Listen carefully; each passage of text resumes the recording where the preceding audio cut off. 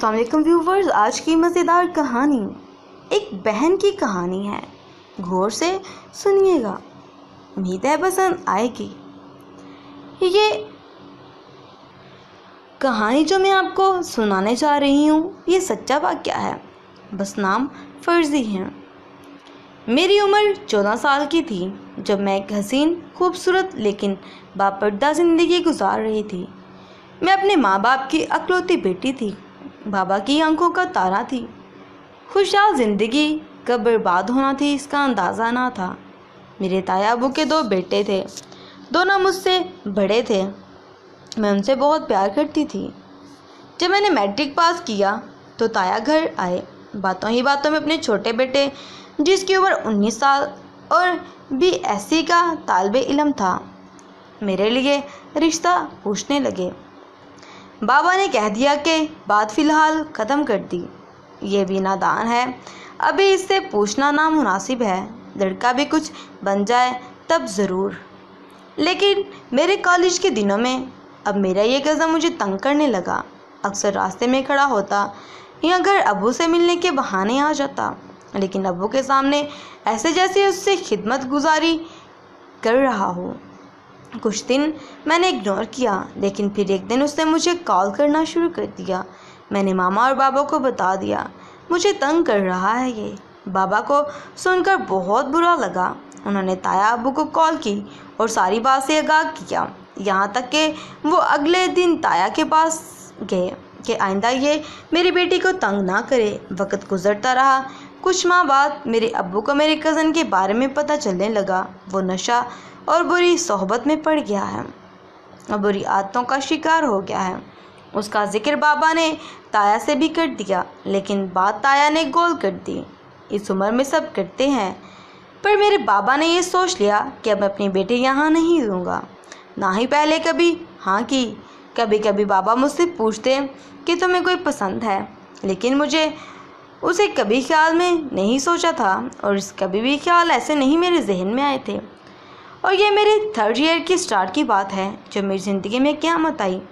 میرے ماما بابا کسی شادی میں دوسرے شہر گئے تھے، نہ جانے کیسے میرے کزن کو اس بات کا علم ہوا۔ شاید وہ ان پر نظر رکھتا تھا۔ میں گھر میں اپنی بڑی نانوں کے ساتھ رہتی تھی۔ اتنے میں دروازے پر زور سے دستک ہوئی۔ میں نے جا کر دروازہ کھولا تو سامنے دیکھ کر میں حیران ہو گئی۔ میرا کزن کھڑا تھا۔ میرے پوچھنے پہ پتہ چلا کہ میرا کزن ہے، لیکن وہ اس وقت کا انتظار میں تھا۔ میں بھی واپس روم میں جائی ہی رہی تھی کہ مجھے دیوار کے ساتھ پھلانگنے کی آواز آئی۔ میں بہت ڈر گئی۔ باہر آ کر دیکھا کہ میرا کزن اندر آ چکا تھا۔ میں چلانے لگی اور روم کی طرف بھاگی۔ خود کو بند کر کے میں دوسرے کمرے میں چلی گئی۔ میری نانا مجھے بچانے کے لیے آئی، لیکن اس جانورنی نے دھکا دے کر روم سے باہر کر دیا اور روم لاک کر دیا۔ میری روتی چلاتی ہوئی ہائے میری بیٹی کو کوئی بچا لے باہر دروازے کی طرف بھاگی، لیکن دروازے کے باہر اس کی دوست درندے کھڑے تھے۔ میری نانا اور میری چیخیں لوگوں کے کانوں تک نہیں پہنچی۔ نہ کوئی آیا۔ اس نے میرے جسم کو نوچا، پھر میرے منہ سے تیزاب پھینک دیا اور میرے منہ کو نوچ ڈالا پڑی، اور مجھے بابا کی یاد آ رہی تھی۔ اس کی گود میں سر رکھ کر رونا چاہتی تھی کہ میرے ساتھ کیا ہو گیا ہے۔ میں نے بابا کا پوچھا تو وہ آہ بھرنے لگی اور کہا سو جاؤ، لیکن نہ جانے کیوں ایک خوف سا آیا۔ میں نے اصرار کیا کہ بتا دے کہاں ہیں بابا میرے، لیکن مجھے کسی نے کچھ نہ بتایا۔